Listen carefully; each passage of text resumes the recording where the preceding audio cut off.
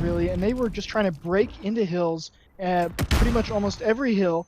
And here they are playing that same aggressive style, at least off the beginning, although they do have the rotation, and that's not something we saw a lot of. They are rotating into hill number 3 as you see a score streak coming out. Pistachio's on a 4 streak. Really impressive. 81-29, 5 streak for Pistachio. There we have Coders from behind now needs to make a play. Godfather finds Fiasco up front. Pistachio caught between a rock and a hard place, quite literally. The rock to his left and the oil dump to his left. Oh boy, Mr.JPistachio finds one up close.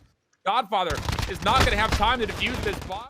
Justin Pistachio will actually take the kill as well. UT Dallas in the comments win the search and destroy 6-3, and now all of a sudden they're up 2-0.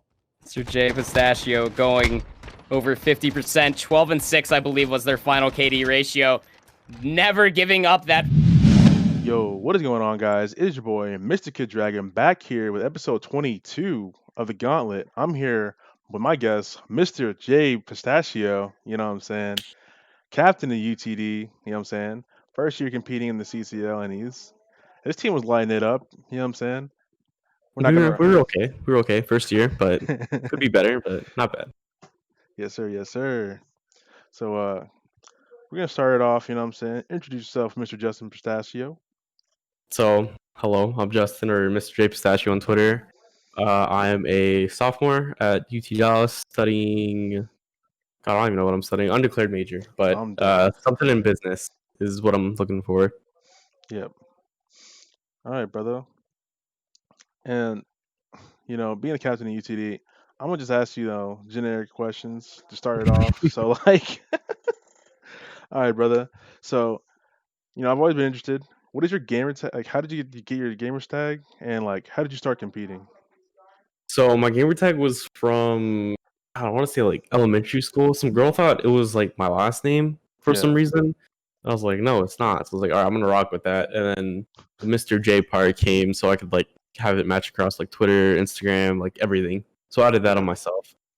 And then started competing in, I want to say, middle school when Advanced Warfare came out. I see. So I would play with IRLs, just pubs and stuff. And he, like, knew about champs and, like, GBs and everything. He was like, all right, like, you're pretty good at pubs. Like, let's try, like, duos, like, 2v2 GBs. So did that. Watched champs. AW champs was my first event I watched. Like, fell in love with, like, just the environment, and then here we are now. Been fan of esports for ever since then.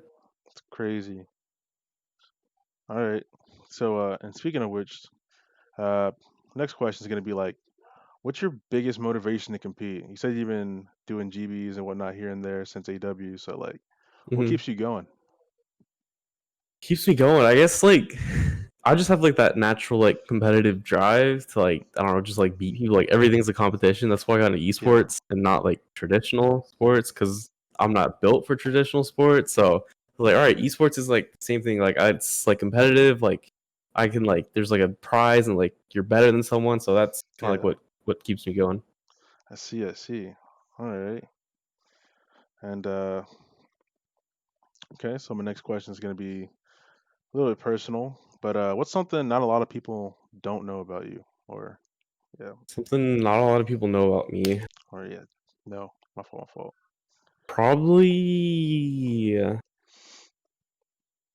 I don't know. I guess, like, just random fact, like, I haven't played, like, a single player game. Ghost, I think.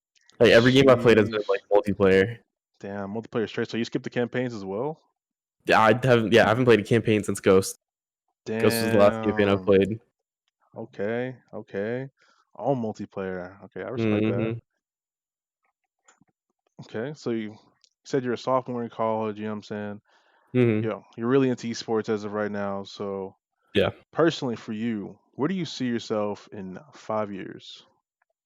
5 years? So by then I'll be graduated with college. Probably something in marketing or, like, information technology, something like that. And then hopefully working within esports. I'm already kind of, like, Yeah. And there, I'm doing stuff for like a Shoney with events, doing like the college stuff as well, doing social for Envy and Empire. So hopefully that's the goal in 5 years.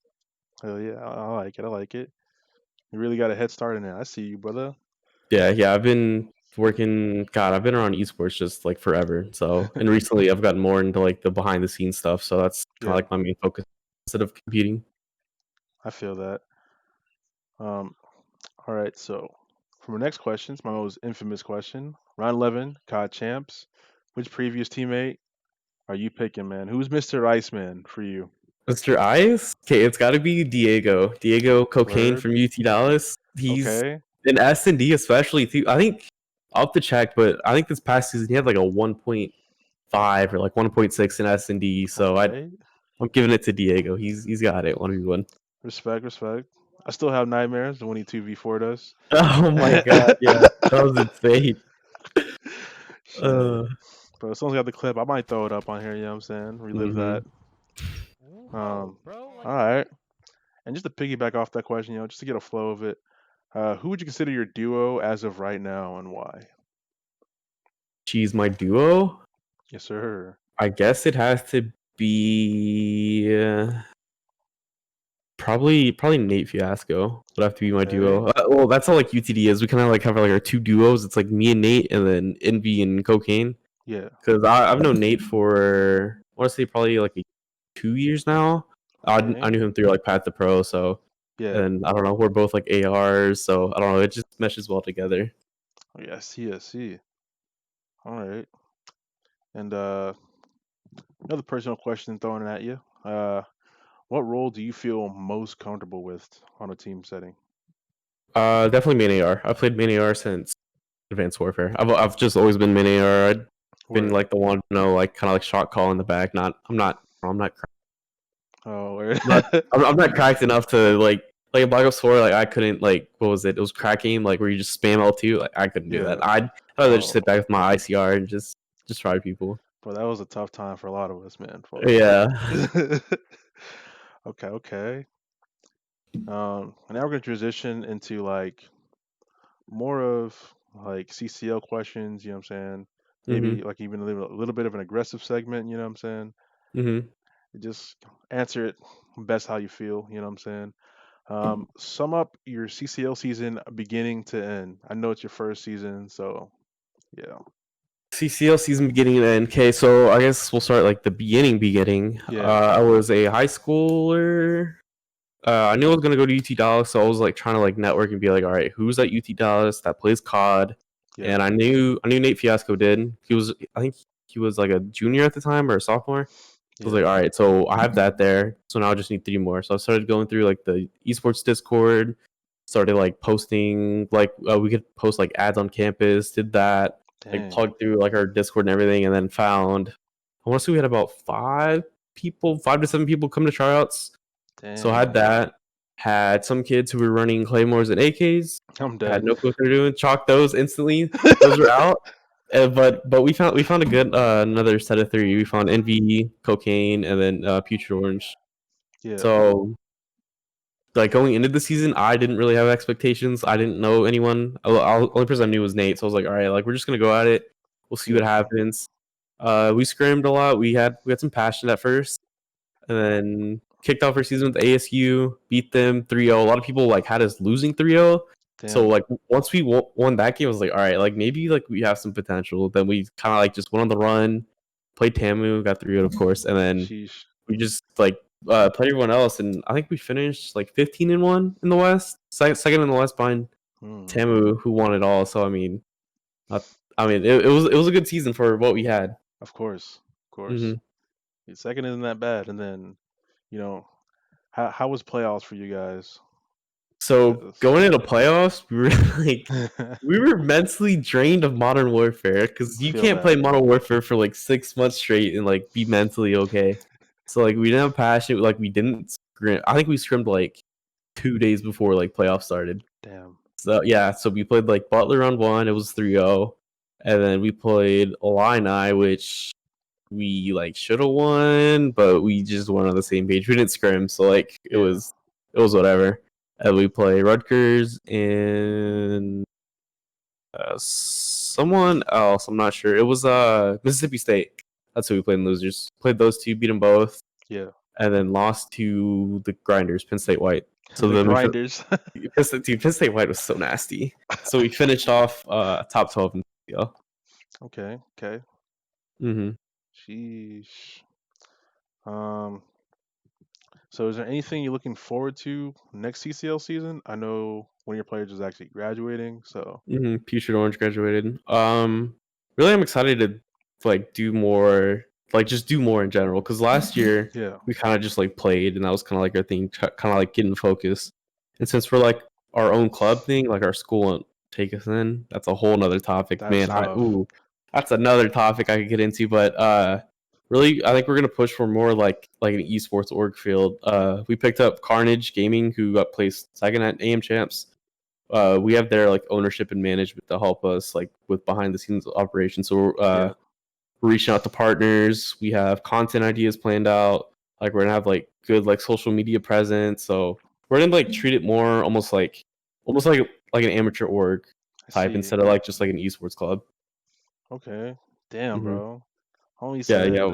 Well, forget the school. We got our own connections. Okay. yeah. Honestly, like it'd be nice to be under the school because you get scholarship money and Yeah. stuff.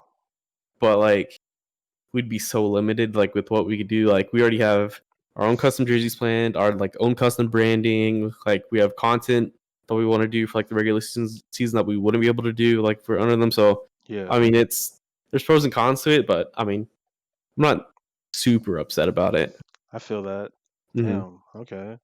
Looks like a really, really big opportunity for you guys next spring. Okay. Okay. Yeah. Okay. Um.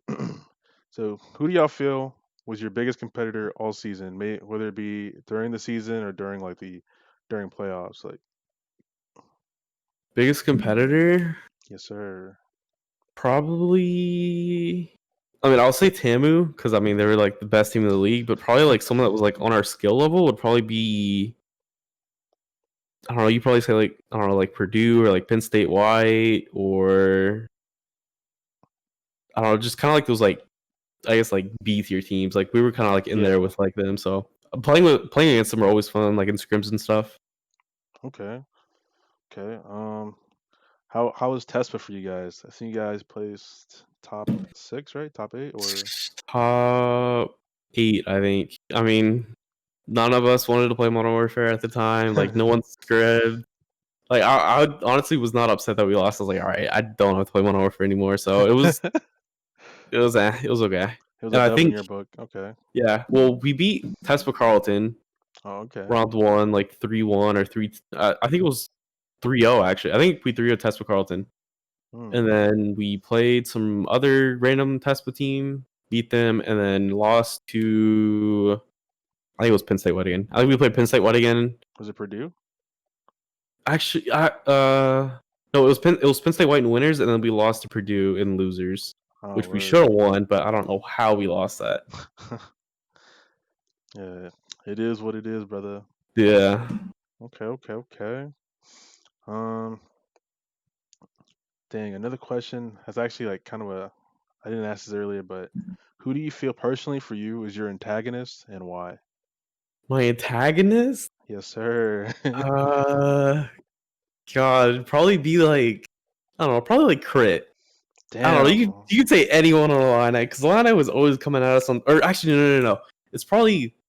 Well, actually, yeah. It's probably either Crit or Godfather. Damn. Because Godfather just likes to talk reckless about UTD when he got 3-0'd. But I don't know. We'll see. We'll see if he makes the roster next year. Damn. Okay. I like that. Shots. Okay, okay. And then so we're gonna ask a couple more aggressive questions. Well, we're gonna get into the aggressive segment and then we're gonna close it out, you know what I'm saying? So be prepared for that, you know what I'm saying? So for Sounds you, good. who do you feel was top 3 overrated players and top 3 underrated players during the season? Top 3 overrated. Yes, sir. Hold on. Let me pull up College COD. Let's see who I'm working with here. I'd definitely say underrated. Yeah. Underrated would definitely be Envy. Like so Envy on UTD, like he doesn't like talk on Twitter or Discord, Yeah. but like he didn't like have that social presence, but he was nasty. Okay. You could probably say like anyone on Penn State White, like they were all slept on all year, especially like who is this? Like Shades was nasty all year. Yes, He sir. was a friar. And then for another underrated, you could probably say let me see, probably Veli Ooh. or who's it? Velix. Velix, yes. He was nasty. Yeah, and Okay, he didn't really okay. get the credit because he was on Full Sail. I feel that. Yeah. And then for overrated, probably I don't know. I don't feel like there's like really anyone that was like super overrated. I feel like there's a lot of underrated people though. Word. I mean, if you want to, you can expand your underrated list. I guess more underrated. I mean, Yes, Hawk and sir. 47. They weren't super underrated, but I think they're really good players. Yeah. They just didn't have the Help. backing to help them. Yeah. Okay, Yeah. Okay. Any more? Or I'll give you an overrated. ASU. Whole ASU roster. Overrated. dang, the whole ASU roster. Okay. Dang. Dude, I fuck with Affectini too, man. But Mm-hmm. I feel you. All right. And then another question. It's like I don't know how well you would answer this, but one player with the undeserved ego. One player with an undeserved ego. Yes, sir.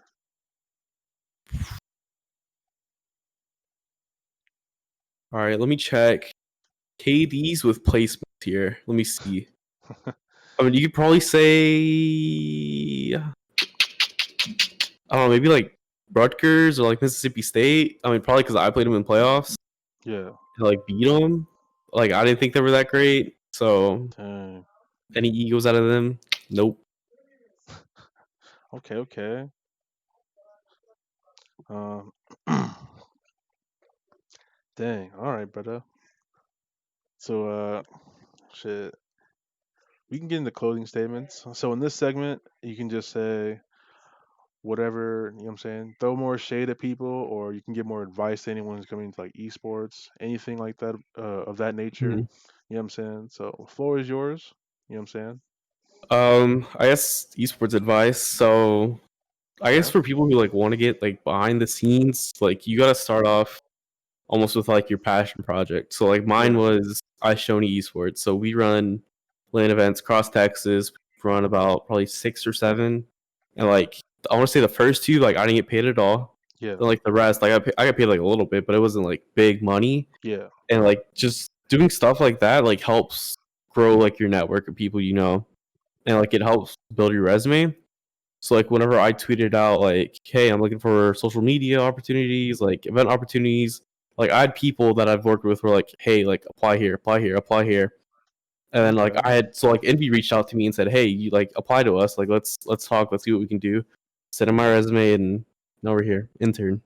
Yes, sir. Mm-hmm. Okay, brother. And with that being said, we will conclude episode 22 of the Gauntlet.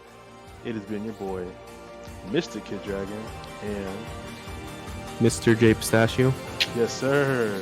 And we are out. Peace.